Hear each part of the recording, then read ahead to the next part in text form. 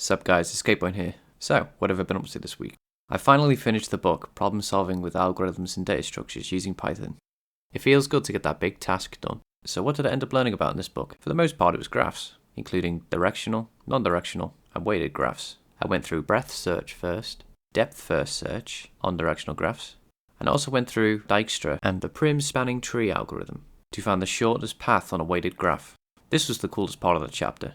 I'm aware how important AI pathfinding is for video game development, so learning about Dijkstra and Prim's spanning tree algorithm will be very helpful in the future. I am aware they use the A-star pathfinding algorithm to route entities from one place to another, but having learned Dijkstra and the Prim spanning tree algorithm will help me understand and implement A-star better. Finally, I learned a little bit about topological sorting and strongly connected components of graphs.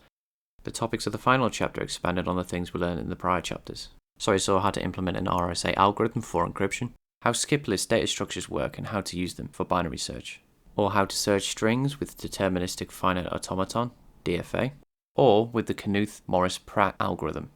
The most important part of this chapter was seeing how octrees can be used to quantize images, which is used in compression. I found this extremely eye-opening. To reinforce what I learned, I decided to learn more about octrees and quadtrees, and I found an amazing YouTube series by the well-known coder explaining how quadtrees could be used to speed up rendering.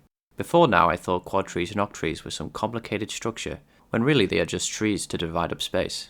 Understanding this was a massive realization, as you make quadtrees and octrees to effectively search space with a binary search, which means that a quadtree and octree are basically a 2D and 3D binary tree respectively. If you would allow me a moment to explain why this is a massive breakthrough for me personally.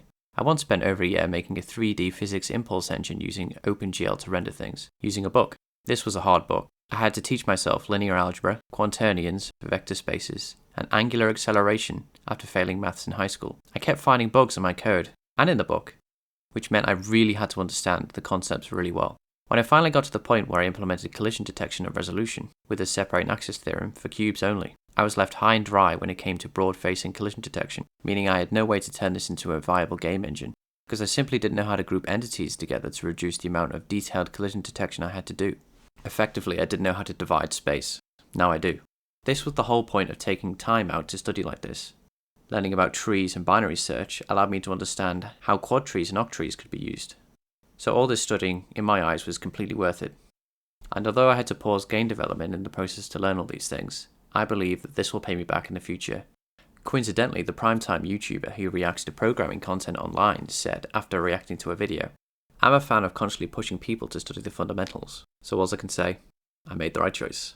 Anyway, I got 4 LeetCode questions done this week, mostly on trees to practice what I've learned. So for now, I've finished my studies with data structures and algorithms, and it's time to move on to other things, which I'll hopefully update you about next week. Well, that's all for this week. So until next time, thanks for watching. Bye.